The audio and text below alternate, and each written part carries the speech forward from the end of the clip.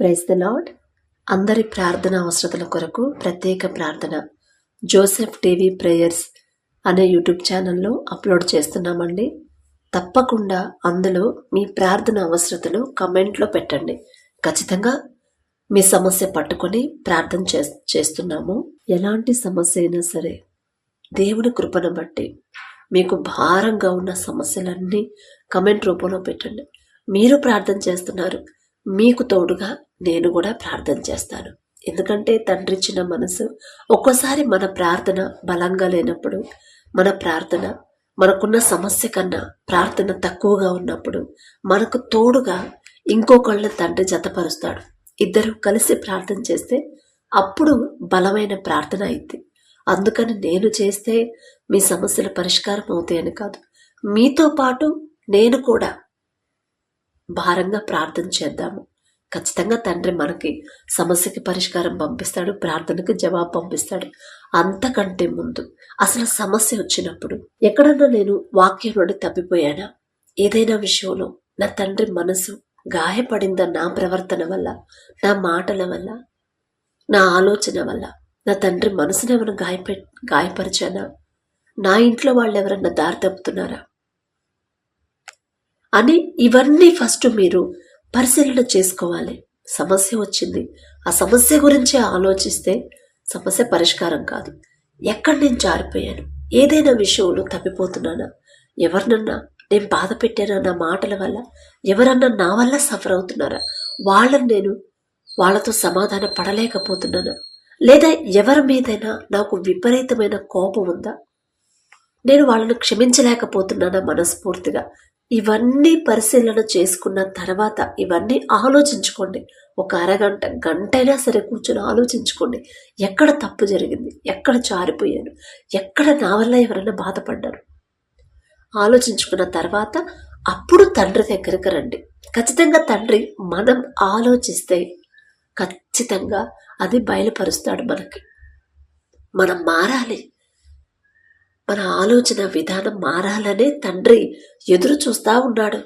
ఎక్కడ తప్పు జరిగింది ఆలోచించుకుంటే రియలైజ్ అవ్వాలి, అప్పుడే తండ్రికి ఇష్టం. కాబట్టి ఇంకా మీకు తెలిసిన వాళ్ళు కూడా ప్రార్థన అవసరతలు ఏమైనా ఉంటే వాళ్ళది కూడా కమెంట్లో పెట్టండి. ఖచ్చితంగా నేను నోట్స్లో రాసుకొని మీకు ప్రార్థనలో పెడుతున్నాను. కాబట్టి కళ్ళు మూసుకొని ప్రార్థన చేసుకుందాం.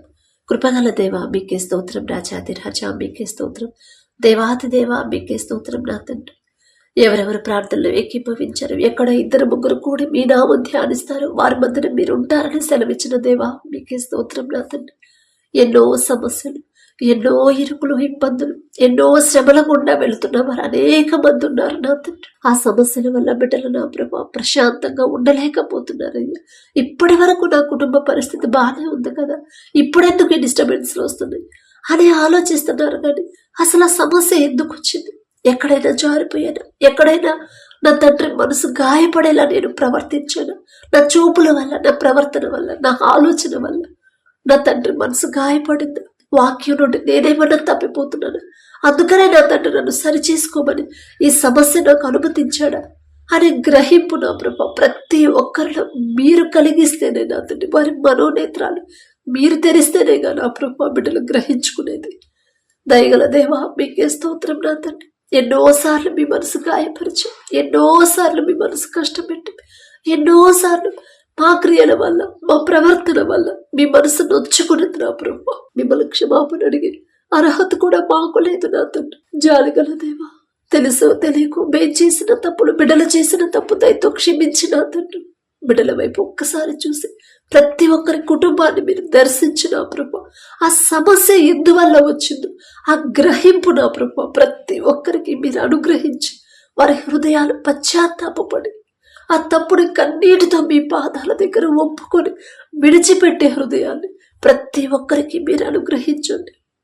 ప్రార్థన అవసరతలు నా దగ్గరకు వచ్చినాయి కాదయ్యా, నేనే పాటిదాన్ని. నా తండ్రి, ఆకాశ సింహాసనం మీద ఆసీనులై ఉన్న మీరెక్కడ, మీ పాదపీఠం భూమి మీద మేమెక్కడ. నా తండ్రి, ఆకాశం వైపు కన్నులెత్తి చూసే అర్హత కూడా నాకు లేదు కదయ్యా. ప్రార్థన అవసరతలు మీ పాదాల దగ్గర పెడుతున్నానయ్యా. ప్రతి ఒక్కరి వైపు, ప్రతి ఒక్కరి కుటుంబాన్ని, ప్రతి ఒక్కరి గృహాన్ని మీరు దర్శించిన ప్రభా. ఆ సమస్యలు ఎన్ని వచ్చినా సరే, ఎంత భయంకరమైన పరిస్థితులు ఎదురైనా సరే, మొదట నా ప్రభా వాటిని తట్టుకునే బలము, శక్తిని ప్రతి ఒక్కరికి మీరు అనుగ్రహించండి. ఒక్క దినమధ్య నా ప్రభా యోబు గారుకున్న సమస్తాన్ని కోల్పోయాడు, బిడ్డలు కోల్పోయాడు, ఆస్తిపాస్తులు, గొప్ప పేరు, ప్రతిష్ట సమస్తము కోల్పోయాడు. అయినా సరే ఒక్క మాట కూడా నా ప్రభా మీకు వ్యతిరేకంగా మాట్లాడలేదు, అధైర్యపడలేదు, అవిశ్వాసిగా మారలేదు, భయపడలేదు. నా తండ్రి యెహోవా ఇచ్చును, యెహోవా తీసుకొని, యెహోవా నామమునకే స్తుతి కలుగునుగా కానీ నా ప్రభు ఎంత గొప్ప విశ్వాసం నా తండ్రి. యోబు గారి పేరు పలికి అర్హత కూడా మాకు లేదు నా తండ్రి. అయినా సరే జాలిగల దేవా, సమస్యల వల్ల ఎంతో మంది భయపడుతున్నారు. సమస్యలను చూసి నిద్ర లేకుండా నా ప్రభు, మనశ్శాంతి లేకుండా గడుపుతున్నారయ్యా. మొదట వారిలో ఉన్న భయాన్ని తీసివేసి నా ప్రభు వాటిని ఎదుర్కొనే ధైర్యాన్ని నా ప్రభు ప్రతి ఒక్కరిలో కలిగించండి. విశ్వాసాన్ని బలపరచమని అడుగుచున్నాం నా తండ్రి. అలాగే నా ప్రభు ఎవరైతే ప్రార్థనలో నా ప్రభు సమస్యలు పెట్టారో, ఏ సిస్టర్ అయితే వాళ్ళ అమ్మకు క్యాన్సర్ అమ్మ 4th స్టేజ్లో ఉంది అని స్వస్థత కొరకు ప్రార్థించమన్నప్పుడు తెలుసు తెలియకు ఆ తల్లి ఏదైనా విషయంలో మీ మనసు గాయపడేలా ప్రవర్తించుంటే, వాక్యం నుండి తప్పిపోయి ఉంటే నా ప్రభు దయతో క్షమించండి. తప్పు మాదే నా తండ్రి, మాదే తప్పయ్యా. మీరు హెచ్చరిస్తున్నా కూడా మీ మాట పక్కన పెట్టాం, మీ మాట లెక్క చేయలేదు కాబట్టి ఇలాంటి పరిస్థితి ఎదురైంది అనే గ్రహింపు ప్రతి ఒక్కరికి మీరు ఇవ్వబోతున్నందుకు మీకే స్తోత్రం. నంత మరణించినా సరే తిరిగి బ్రతికించగల శక్తి మీకు మాత్రమే ఉందయ్యా. మీకు అసాధ్యమైనది ఏదీ లేదయ్యా. మీ బాహుబలం తక్కువైంది కానే కాదు నా తండ్రి. నిన్ను స్వస్థపరిచే యెహోవాను నేనే అని చెప్పిన దేవా మీకే స్తోత్రం నా తండ్రి. ఆ బిడ్డ మీద మీ హస్తం వచ్చి సంపూర్ణ స్వస్థత బిడ్డకు అనుగ్రహించండి. అనారోగ్యం వల్ల నా ప్రభు ఎన్నో అప్పులయ్యాయమ్మో, అప్పులు తీరాలని ఆ బిడ్డ ప్రార్థించేయమన్నప్పుడు నా తండ్రి ఆ బిడ్డకు అప్పు తీరే దారి నా ప్రభు మీరే చూపించమని అడుగుచున్నాం. మొదట వారికి ధైర్యాన్ని, విశ్వాసాన్ని బలపరచమని అడుగుచున్నాం నా తండ్రి. అలాగే ఎవరైతే ఆమె బిడ్డ గర్భఫలం కోసం ప్రార్థించమని అడిగింది, గర్భఫలం యెహోవా ఇచ్చి బహుమానం అని చెప్పిన దేవ, బహుమానం మీ వద్ద ఉన్నప్పుడు మేము నా తండ్రి వెర్రివాళ్ళమయ్యా. హాస్పిటల్ చుట్టూ, మెడిసిన్ చుట్టూ, డాక్టర్ల చుట్టూ తిరుగుతున్నాము నా తండ్రి. ప్రతి ఒక్కరిలో నా ప్రభ గ్రహింపు మీరు అనుగ్రహించండి, గుర్తుపట్టాలని. గర్భఫలం యెహోవా ఇచ్చే బహుమానం, ఆ బహుమానం నా తండ్రి దగ్గర ఉంది. నా తండ్రి పాదాలు కదా నేను పట్టుకోవాల్సింది. మనుషుల వైపు, మెడిసిన్ వైపు నేనెందుకు వెళ్తున్నాను?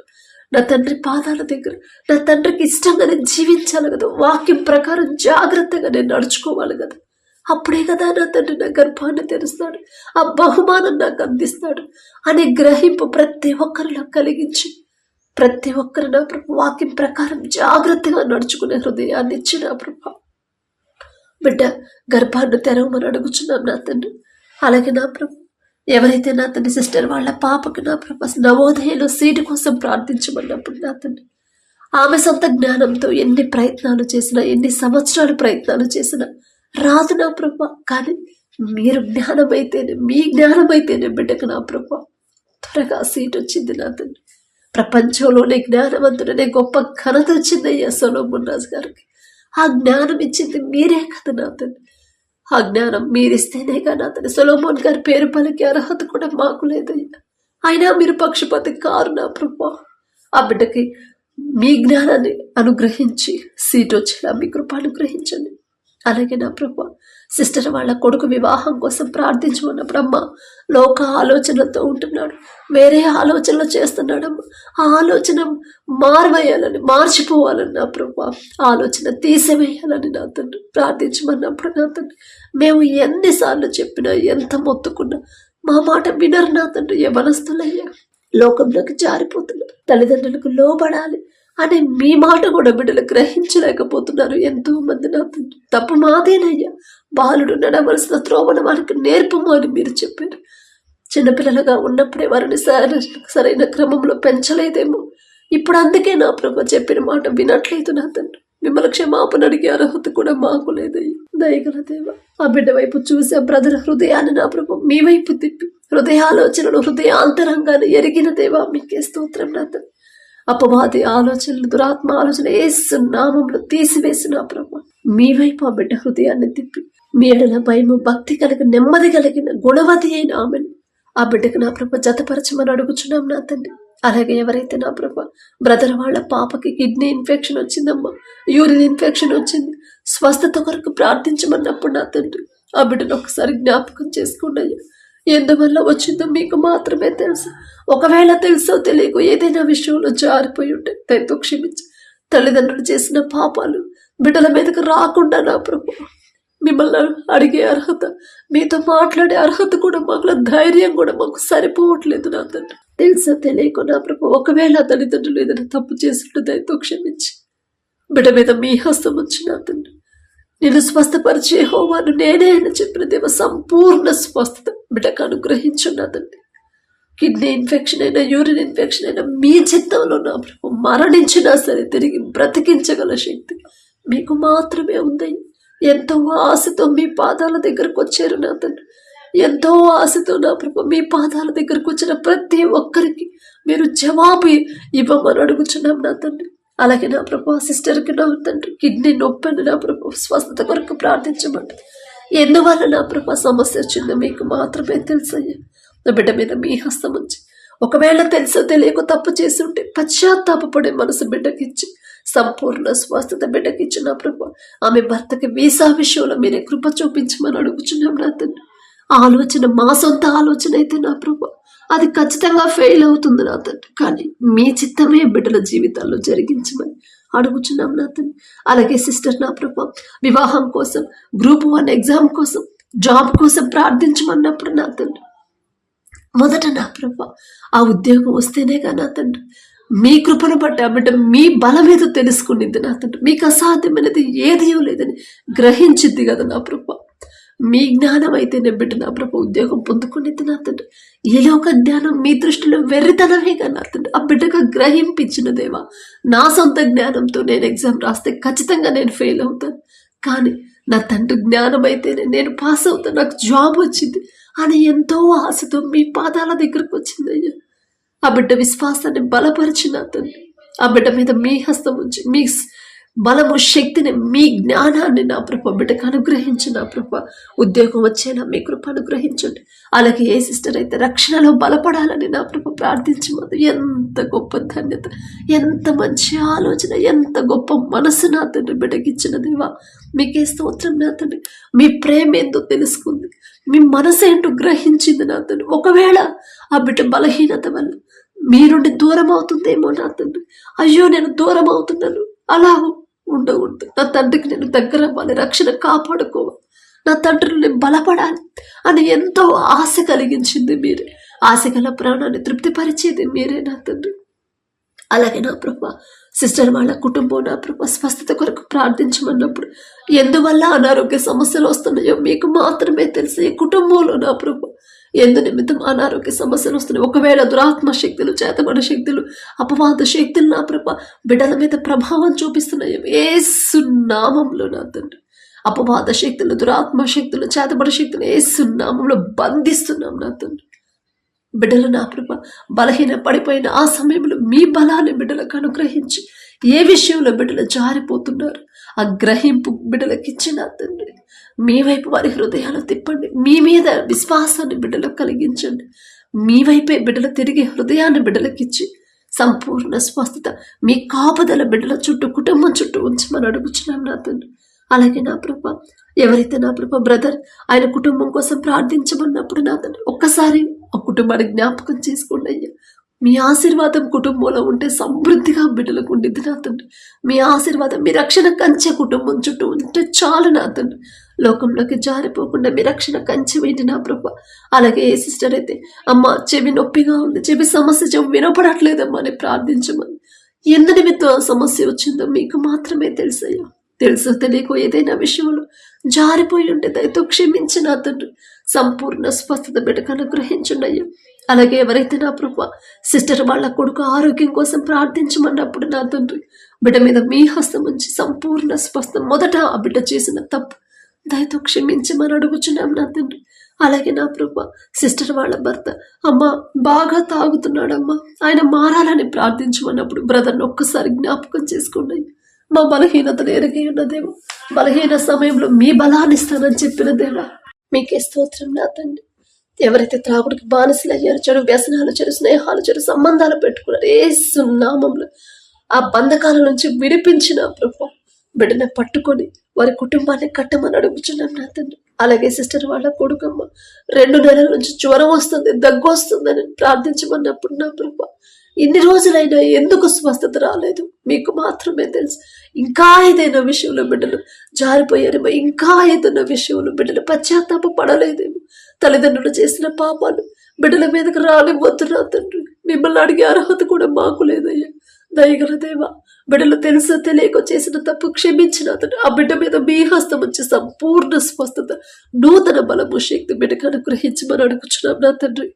అలాగే నా ప్రభ సిస్టర్కి నా ప్రభ బీఈడి పరీక్షల కొరకు ప్రార్థించమన్నప్పుడు నా తండ్రి బీఈడి నా ప్రభ ఎగ్జామ్ మంచిగా రాసి ఉద్యోగం రావాలంటే ఆ జ్ఞానం మీరిస్తేనేగా నా తండ్రి. మీ జ్ఞానం అయితేనే బిడ్డ చక్కగా ప్రిపేర్ అయితే, మీ జ్ఞానం అయితేనే చదివిన ప్రతిదీ గుర్తుండింది, మీ జ్ఞానం అయితేనే ఎంత టఫ్గా వచ్చిన పేపర్, ఎంతమంది కాంపిటీషన్కి వచ్చినా ఆ ఉద్యోగం మీ బిడ్డకే వచ్చింది నా తండ్రి. మీ జ్ఞానాన్ని బిడ్డకు అనుగ్రహించమని అడుగుచున్నాం నా తండ్రి. అలాగే సిస్టర్ వివాహం కోసం ప్రార్థించమన్నప్పుడు నా తండ్రి మీ చిత్తంలో మీ ఎడల భయం, భక్తి కలిగిన, నెమ్మది కలిగిన కుటుంబాల్లో నా ప్రభ ఆ బిడ్డను పంపించమని నా తండ్రి. మీకు లోబడే వ్యక్తిని ఆ బిడ్డను జతపరచమని అడుగుచున్నాం నా తండ్రి. ఇంకా ఏ సమస్యలతో, ఏ అవసరతలతో బిడ్డలు ఉన్నారు, ప్రతి ఒక్కరిని మీరు దర్శించి మొదట వారి ఆత్మీయ స్థితి సరిగా సరిచేసిన తండ్రి. వాక్యం నుండి తప్పిపోకుండా మీ ఎడల భయం, భక్తి కలిగిన హృదయాన్ని బిడ్డలకు ఇచ్చిన ప్రభా వారందరికీ అవసరతలు తీర్చమని, మా ప్రార్థనకి జవాబివ్వమని యేసు నామములో అడుగుచున్నాం తండ్రి. ఆమేన్.